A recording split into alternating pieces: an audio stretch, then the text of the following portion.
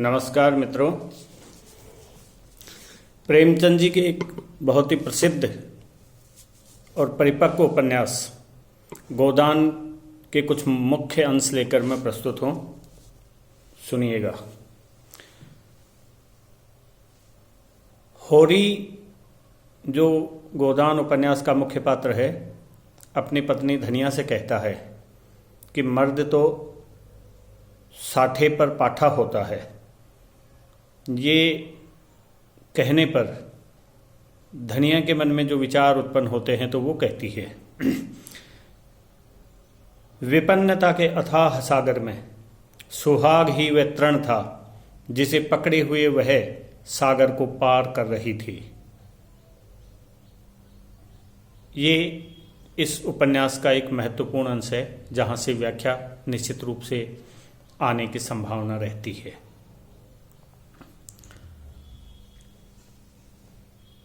दूसरा मुख्य अंश, संपत्ति और सहृदयता में बैर है। हम भी दान देते हैं, धर्म करते हैं, लेकिन जानते हो क्यों? केवल अपने बराबर वालों को नीचा दिखाने के लिए। हमारा दान और धर्म कोरा अहंकार है, विशुद्ध अहंकार। राय साहब अमरपाल सिंह ये कथन कहते हैं, या प्रेमचंद उनके माध्यम से ये कथन कहलवाता है, और सामंत वर्ग के दिखावे वाली प्रवृत्ति और मानवीय जीवन के विश्लेषण को यहाँ व्यक्त किया गया है। गरीबों में अगर बैर या ईर्ष्या है तो स्वार्थ के लिए या पेट के लिए। बड़े आदमियों की ईर्ष्या और बैर केवल आनंद के लिए। हम देवतापन के उस दर्जे पर पहुंच गए हैं कि जब हमें दूसरों के रोने पर हंसी आती है। राय साहब का ये कथन सामंतवाद या पूंजीवाद के खोखलेपन को व्यक्त करता है, बड़े और छोटे व्यक्ति के अंतर को स्पष्ट करता है, और ये एक मानवीय स्वभाव को भी व्यक्त करता है। बूढ़ों के लिए अतीत के सुखों और वर्तमान के दुखों और भविष्य के सर्वनाश से ज़्यादा मनोरंजक कोई प्रसंग नहीं होता। होरी और भोला के बीच ये वार्तालाप होता है और अपने जीवन की वस्तुस्थिति के बारे में होरी ये वक्तव्य देता है कि वृद्ध व्यक्ति वो ये मानते हैं कि उनका जो अतीत था उसमें बहुत सुख थे और वर्तमान जीवन उनका बड़ा दुखों से भरा हुआ है, और आने वाला भविष्य एक तरह से सर्वनाश की ओर अग्रसर है। ये हर पुरानी पीढ़ी की विचारधारा होती है। ये मानवीय विश्लेषण यहाँ होरी के माध्यम से प्रेमचंद जी ने व्यक्त किया है। वैवाहिक जीवन के प्रभात में लालसा अपनी गुलाबी मादकता के साथ उदय होती है और हृदय के सारे आकाश को अपने माधुर्य की सुनहरी किरणों से रंजित कर देती है। मध्याह्न का प्रखर ताप ये नग्न वास्तविकता को व्यक्त करता है। विश्राम में संध्या ये तटस्थ भाव को व्यक्त करती है। होरी का भाई हीरा और पुनिया के बीच कुछ तू मैं हो जाती है, लड़ाई झगड़ा हो जाता है और उसके बाद उनमें शांति हो जाती है। तब होरी और धनिया के बीच ये वार्तालाप होता है। होरी कहता है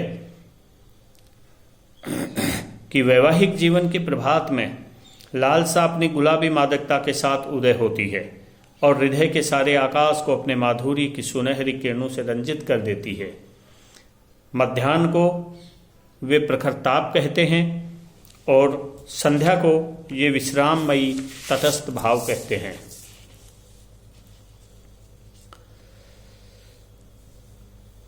होरी का पुत्र गोबर और भोला की विधवा पुत्री झुनिया, उनके बीच एक आकर्षण पनपता है और झुनिया के जीवन की विडंबना को व्यक्त करते हुए और दुनिया के जीवन के साथ साथ मानवीय जीवन की विडंबना और सपनीली दुनिया को व्यक्त करते हुए प्रेमचंद जी कहते हैं, वह ऐसा प्रेम चाहती थी जिसके लिए वह जिए और मरे, जिस पर वह अपने को समर्पित कर दे। वह केवल जुगनू की चमक नहीं, दीपक का स्थायी प्रकाश चाहती थी। प्रेम में दीपक का सा स्थायी प्रकाश हर कोई चाहता है। झुनिया के माध्यम से प्रेमचंद जी ने ये बात कहलवाई है, मानवीय स्वभाव को व्यक्त किया गया है। राय साहब के पास उनकी शहरी मित्र मंडली है।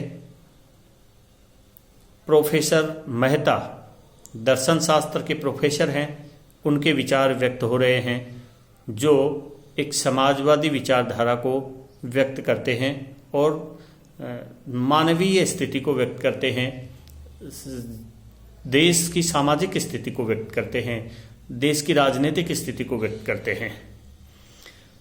मैं केवल इतना जानता हूं कि हम या तो साम्यवादी है या नहीं हैं तो उसका व्यवहार करें, नहीं तो बकना छोड़ दें। मैं नकली जिंदगी का विरोधी हूं। अगर मांस खाना अच्छा समझते हो तो खुलकर खाओ, बुरा समझते हो तो मत खाओ। प्रोफेसर मेहता के व्यक्तित्व और उनके विचारधारा का भी यहाँ आकलन होता है और साथ ही साथ ये स्थिति भी कि हम समाजवाद साम्यवाद की बात करते हैं लेकिन वास्तव में उसको पूरी तरह व्यवहार में नहीं लाना चाहते हैं, ये बात यहाँ व्यक्त हुई है। राय साहब अमरपाल सिंह प्रोफेसर मेहता के साथ बातचीत में कहते हैं, मैं इसे स्वीकार करता हूं कि किसी को भी दूसरे के श्रम पर मोटे होने का अधिकार नहीं है। उपजीवी होना घोर लज्जा की बात है। कर्म करना प्राणी मात्र का धर्म है। पूंजी और शिक्षा, जिसे मैं पूंजी ही का एक रूप समझता हूं, इनका किला जितनी जल्दी टूट जाए उतना ही अच्छा। राय साहब अमरपाल सिंह सामंत हैं, जमींदार हैं और जमींदारी प्रथा में दूसरों पर, कमजोर वर्ग पर, मजदूर किसान वर्ग पर ही ये सामंत वर्ग मोटा होता रहा है, अर्थात उनका शोषण करके ही वो अपने आप को समृद्ध बनाए रख सके हैं। लेकिन यहाँ अमरपाल सिंह के माध्यम से प्रेमचंद जी ने ये कहलवाया है कि अपने स्वार्थ को पूरा करके दूसरों के श्रम का लाभ उठा करके मोटा होना, ये पूंजीवाद या सामंतवाद की विशेषता है जिसे समाप्त होना चाहिए। प्रोफेसर मेहता विचार व्यक्त करते हैं कि विषमता केवल धन के आधार पर ही नहीं है, विषमता के और भी अनेक अंग हैं, विषमता के और भी अनेक रूप स्वरूप हैं, व्यक्त करते हैं। धन को आप किसी अन्याय से बराबर फैला सकते हैं, लेकिन बुद्धि को, चरित्र को, रूप को, प्रतिभा को और बल को बराबर फैलाना तो आपकी शक्ति के बाहर है। अर्थात वो ये मानते हैं कि धन ही केवल विषमता का आधार नहीं है, चरित्र, रूप, प्रतिभा, बल आदि भी इसका आधार है। प्रोफेसर मेहता और मिर्जा साहब के बीच वार्तालाप होता है। मेहता कहते हैं, यहाँ प्रोफेसर मेहता के स्त्री विषयक विचार व्यक्त होते हैं। मेरे जेहन में औरत वफा और त्याग की मूर्ति होती है, जो अपनी बेजबानी से, अपनी कुर्बानी से अपने को बिल्कुल मिटाकर पति की आत्मा का एक अंश बन जाती है। देह पुरुष की रहती है पर आत्मा स्त्री की रहती है। विमेंस लीग में प्रोफेसर मेहता स्त्री विषयक विचार व्यक्त करते हैं। ये विमेंस लीग में प्रोफेसर मेहता का भाषण है। मालती जो डॉक्टर है उसके प्रयासों से संभव होता है। मेहता कहते हैं स्त्री पुरुष से उतनी ही श्रेष्ठ है जितना प्रकाश अंधेरे से। स्त्री पुरुष से उतनी ही श्रेष्ठ है जितना प्रकाश अंधेरे से। मनुष्य के लिए क्षमा, त्याग और अहिंसा जीवन के उच्चतम आदर्श हैं। नारी इस आदर्श को प्राप्त कर चुकी है, यानी पुरुष इन आदर्शों को प्राप्त करने के लिए प्रयासरत है, जबकि स्त्री ने इन्हें अपना लिया है, अपनाए हुए हैं, वो उसके स्वभाव में है। इसलिए स्त्री पुरुष से कहीं श्रेष्ठ है, कहीं उत्तम है। आगे इसी प्रसंग में वे कहते हैं, यहाँ स्त्रियों की उस प्रवृत्ति पर वो व्यंग करते हैं या उस प्रवृत्ति को रोकना चाहते हैं जो दिखावे की है, जो यूरोपीय पद्धति की नकल के रूप में है। मेहता चाहते हैं कि स्त्री अपने गुणों के साथ रहे, पुरुष को अपने गुणों के साथ रहने दे। क्या बाज को चिड़ियों का शिकार करते देखकर हंस को ये शोभा देता है कि वे मानसरोवर की आनंदमयी शांति को छोड़कर चिड़ियों का शिकार करने लगे? मगर बाज बने या न बने, वह हंस न रहेगा जो मोती चुगता है।